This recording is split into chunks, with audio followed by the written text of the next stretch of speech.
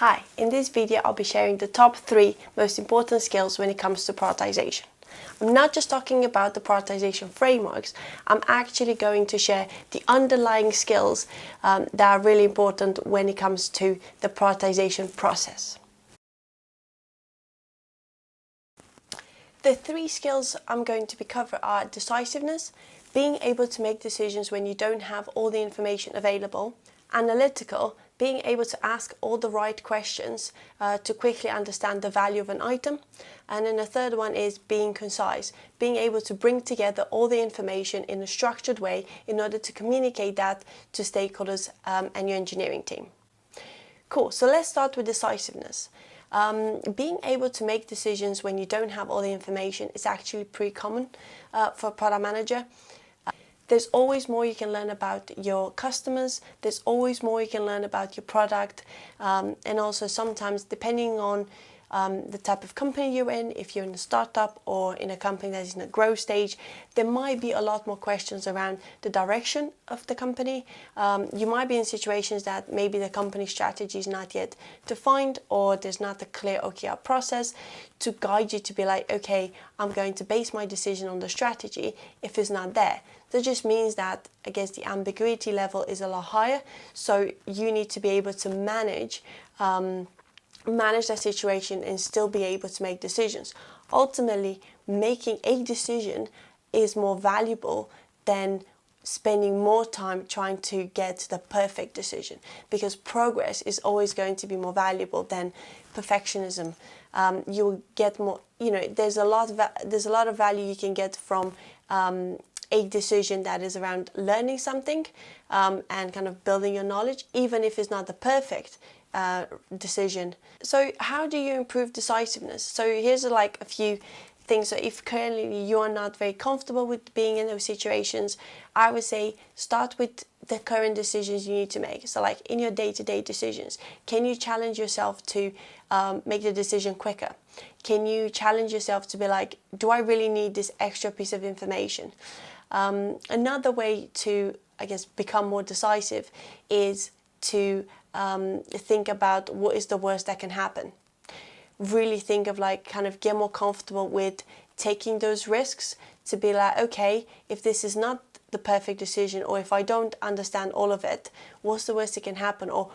And the flip side of that is, what am I going to learn from this? Second skill is around being analytical.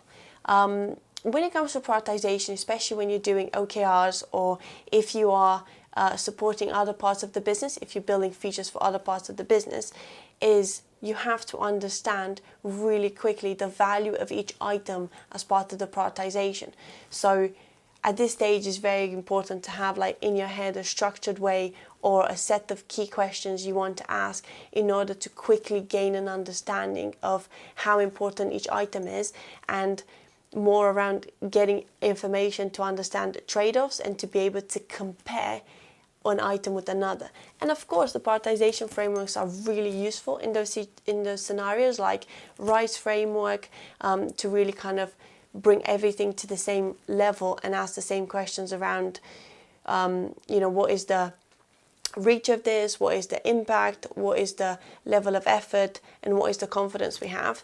That is quite useful, but I also push you to be like, as a PM, for each item, you also need to have your list of questions you want to check in order to get a clear understanding of the subject. So a few examples would be, what is the problem this item is solving?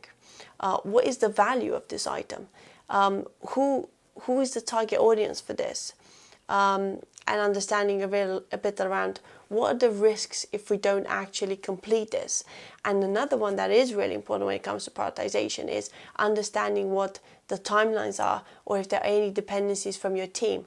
So all of this is going to really help you quickly gather an understanding of what each item is covering, so then you can start the comparison process between them. The third skill is around being concise. That is really important because you might have a lot of information across different parts of the business that you need to kind of put together in order to get your list of items and then to be able to prioritize between them. So concisiveness is around how do you summarize each one of them? It's important around communicating with the different parts of the business. You have like a tech team that has to provide value or has to cover areas for the business.